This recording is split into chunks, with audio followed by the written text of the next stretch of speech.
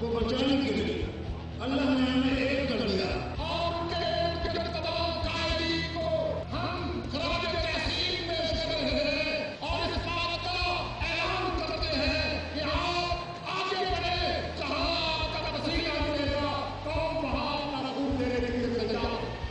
ये नारों से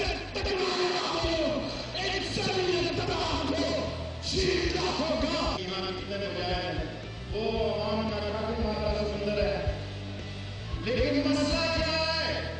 मसला ये है नारे तकबीर। दुनिया के सारे बेईमान डिसऑनेस्ट मनाफिक इस्लाम पाकिस्तान का मतलब क्या? ला इलाहा इल्लल्लाह मुहम्मद रसूलुल्लाह।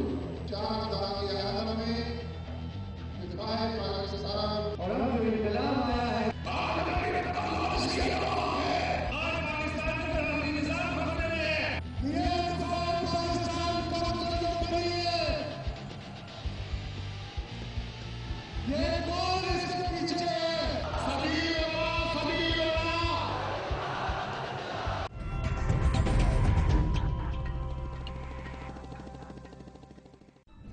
अस्सलाम वालेकुम, आप देख रहे हैं द लाइन ऑफ फायर। मेरा नाम एहतिशाम उमीरुद्दीन है। नाजरीन, आज 20 फरवरी को दिफाए पाकिस्तान काउंसिल के जलसे में शिरकत करने वाले बेशुमार लोगों ने इस्लामाबाद में आप पारा चौक में धरना दिया।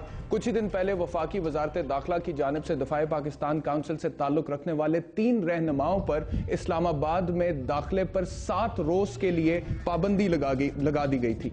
उन 3 रहनुमाओं के नाम कुछ इस तरह से है। पहले नंबर पर जमातुद दावा के चीफ हाफिज मोहम्मद सईद आते हैं, दूसरे नंबर पर मौलाना अहमद लुधियानवी आते हैं और तीसरे नंबर पर अब्दुल रजाक ढल्लू आते हैं।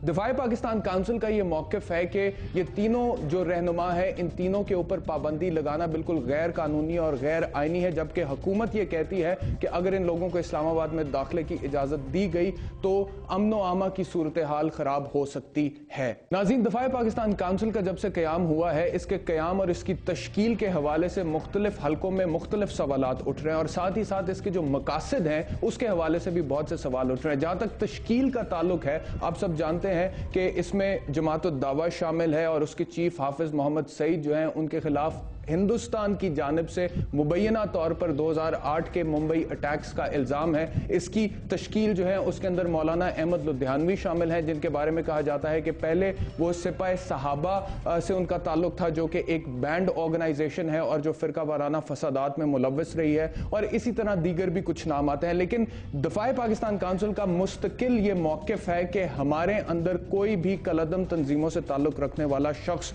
मौजूद नहीं है। जहां तक मकासद की बात है, वो कहते हैं कि हम सिर्फ ये चाहते हैं कि खित्ते से अमेरिका को निकाल दिया जाए, हिंदुस्तान को MFN स्टेटस ग्रांट ना किया जाए और साथ ही साथ जो नेटो सप्लाई है उसे बहाल ना किया जाए। दिफाए पाकिस्तान काउंसिल के क़याम का मकसद क्या है? ये किस एजेंडे को लेकर सामने चल रही है? क्या वाकई में पाकिस्तान का दिफा करना चाहते हैं, और अगर दिफा करना चाहते हैं तो किस तरह से और किन कुव्वतों को मस करके आप ये दिफा करना चाहते हैं, किन कुव्वतों के खिलाफ आवाज उठाना चाहते हैं? इस पर बात करेंगे आज के प्रोग्राम में, और साथ ही साथ कुछ अहम सवाल इसके मकासद के हवाले से, मिसाल के तौर पर जैसा कि कहा जाता है कि सिक्योरिटी इस्टेब्लिशमेंट के साथ भी इसके ताल्लुकात हो सकते हैं, इस पर भी बात करेंगे। बहुत ही अहम प्रोग्राम है। अपने मेहमानों का तारुफ कराऊंगा इस ब्रेक के बाद।